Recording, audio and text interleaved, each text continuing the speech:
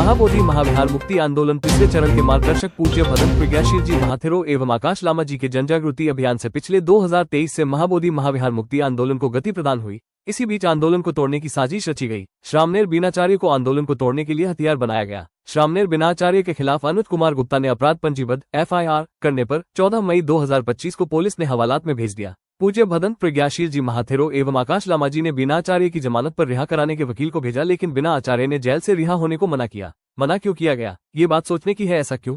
जब high court के वकील से जमानत के संदर्भ में पूछा गया तो जानकारी मिली कि ज्यादा से ज्यादा 10 दिनों में जमानत मिल सकती है, लेकिन फिर भी वे 60-65 दिनों से अधिक समय जेल में रहने का क्या कारण होगा? ये लोगों ने जानना चाहिए कि कौन सी ऐसी मजबूरी थी जो बिना आचार्य जेल से रिहा होने के लिए मना कर रहे थे। 24 घंटे जेल में रहता है तो वो इनवैलिड हो जाता है और वो सामने बनते नहीं है।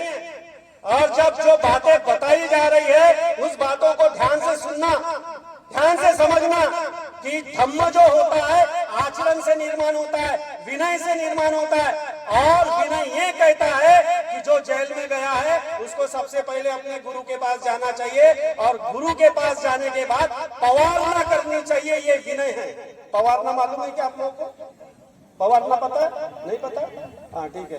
पवारना करना होता है यानी क्षमा याचना करनी होती है और उनके पास रहकर 2 महीने 3 महीने रहकर जब तक गुरु नहीं बोलता है तब तक उनके सानिध्य में रहकर जीवन धारण करके अपनी जिंदगी, गुरु बोलेगा तो श्रामनेर बनने के काबिल है तब वो बन सकता है, नहीं तो वो नहीं है। आप लोग क्या कर रहे हो? आप लोग कर क्या रहे हो? या जो उपासक है वो उपासक रहने दो, जो उपासिका है उसको उपासिका रहने दो, जो श्रामनेर है श्रामनेर रहने दो, और जो भिक्खु है भिक्खु को भिक्खु रहने दो, और जो गुरु आचार्य है उनको आचार्य रहने दो। आप लोग क्या करते हो? जेल में गया महाबोधि महाविहार के लिए। अरे हम लोग लड़ रहे हैं, यहाँ पर भंते जी बैठे हुए हैं, ये भूख हड़ताल पे बैठे थे यहाँ पर गोंडन ने भंते जी बुद्ध गया में अंदर में, इनको पूछो सारी हकीकत क्या हुआ क्या नहीं हुआ, और कुछ भी पके जा रहे हो, झूठी बात। मुझे बताइए हमको बुद्ध धम्म किसने दिया? बाबा साहब ने दिया, बुद्ध का धम्म दिया, ठीक है। तो बुद्ध का धम्म देते वक्त क्या दिए? सुन लीजिए, पहले बात सुन लीजिए, बात समझ लीजिए, मानने की जरूरत नहीं, पहले सुन लो। आप सुन लोगे तो अच्छे से समझ जाओगे। बाबा साहब ने बुद्ध धम्म दिया तो किस 22 प्रतिज्ञा के माध्यम से दिया, बराबर है? सही है गलत है? सही है। अब 22 प्रतिज्ञा में 11वीं प्रतिज्ञा कौन सी है? 11वीं प्रतिज्ञा है आर्य अष्टांगिक मार्ग का मैं पालन करूंगा, ऐसे में प्रतिज्ञा ग्रहण करता हूं। किसको दिए? उपासकों को दिए कि भिक्षु को दिए?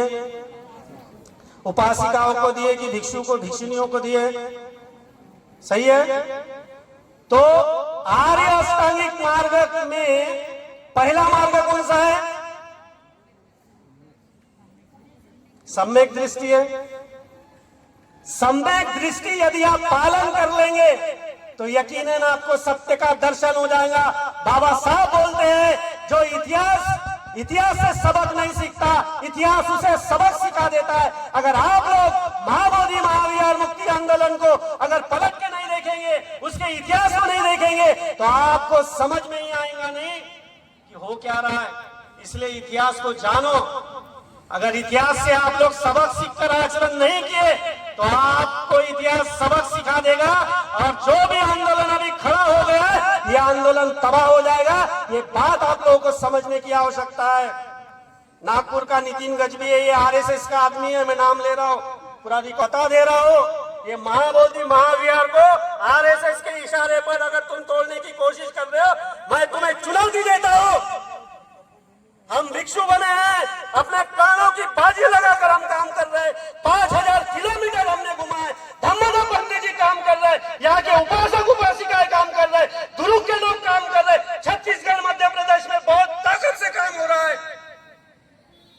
का महाबोधि महाविहार को शक्तिशाली और आंदोलन को बल देने का कि किसी भी सूरत में हम महंतों को महाबोधि महाविहार के अंदर में हम बर्दाश्त नहीं करेंगे। बहुत हो गया भगवान बुद्ध का अपमान, अभी हम भगवान बुद्ध का अपमान झेलेंगे नहीं। जी ने अपने वकील को भेजा था पुलिस में, जब वो अरेस्ट हुआ था तब क्या बोले कि बोले मेरे को अभी जेल से नहीं छूटना है, आपके वकील की मेरे को जरूरत नहीं है। कौन बोले? कौन बोले? हाँ, ये सबूत है। ये बनते जी इधर बैठे हुए, ये धम्मत बनते जी वहां पर थे। पूरा भिक्षु संघ इतना दिन रात मेहनत कर रहा है, आपको कदर नहीं है क्या? ऐसे लोगों को जो आरएसएस का नितिन गजबी है, उसको लाखों रुपए मिला है इस आंदोलन को तोड़ने के लिए। और अभी अभी एक वीडियो आया है, 2 लाख रुपए खाया करके विनय चार्य ने।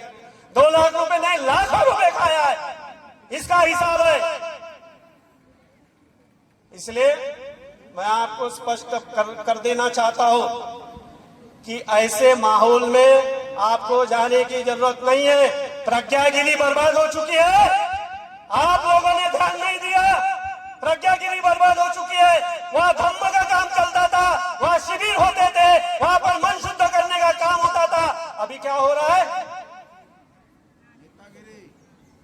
धन्यवाद साधुवाद, वो हो रहा है।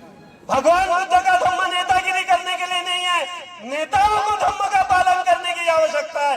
नेता अगर धम्म का पालन करेगा तो यकीनन लोगों का कल्याण करेगा। लेकिन नेता जो है भिक्षु के सर के ऊपर बैठता है।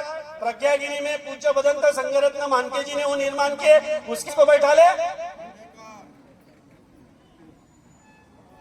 हमने तो बोला हाथ जोड़ा, भिक्षु आदमी हाथ नहीं जोड़ेंगे तो क्या करेंगे?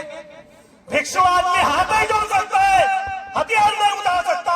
भिक्षु आदमी कानून का पालन करता है, हिंसा नहीं करेगा, अपने प्राणों को दान दे देगा, अपने प्राणों की बाजी लगा देगा, लेकिन धम्म के विरोध में कभी आचरण नहीं करता। ये बात समझने की आवश्यकता है आप लोगों को।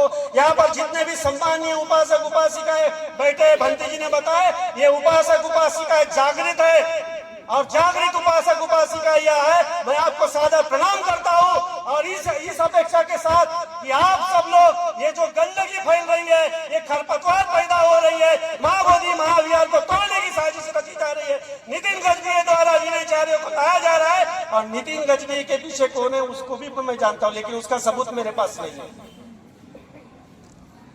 नितिन गजबी के पीछे कौन है मैं जानता हूँ, लेकिन उसका सबूत मेरे पास नहीं है। मेरे पास जो सबूत है वो बात मैं कह रहा हूं। इसलिए आप सभी बौद्ध उपासक उपासिकाएं, सभी बुद्धिजीवी वर्ग है, आपने जिस तरह से यहाँ पर बैठकर आनापानसती किया, यहाँ पर बैठकर मैत्री भावना किया और जो शांति को अनुभव किया, जो मन की शुद्धता को अनुभव किया, और थोड़े देर के लिए आप दुख से हट गए और अपने जीवन में एक शांति और परम सुख का आपने इस तपोभूमि में अनुभव किया। वो अनुभव आपके जीवन में सदा रहे और आपके जीवन में सुख शांति बनी रहे और बेईमानों का राज नहीं चलना चाहिए।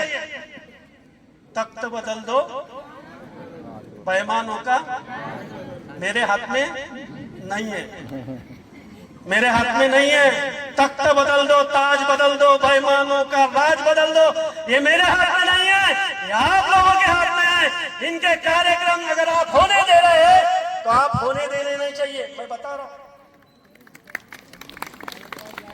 ये बेईमान लोग हैं और मैंने को कहीं पर भी बुलाओ, अकेला आ जाऊंगा, कोई प्रॉब्लम नहीं है। मैं डरता नहीं हूं किसी से। जब प्रज्ञागिरी में था तो मेरे ऊपर चाकू खोला गया था, ये धम्म तब बनते जी थे और भी 4-5 लोग थे। किसी ने हाथ नहीं लगा, मतलब मारना है मारो भैया, मेरे को मारना है, मैं मरने से डरता ही नहीं। ये जो चीवर पहना है कफन है, कोई डर नाम की कोई चीज नहीं है। जो सत्य है वो बोलेंगे, जो धम्म है वो बोलेंगे, जो पवित्रता है वो आचरण करेंगे, लेकिन महाबोधि महाविहार मुक्त करके रहेंगे।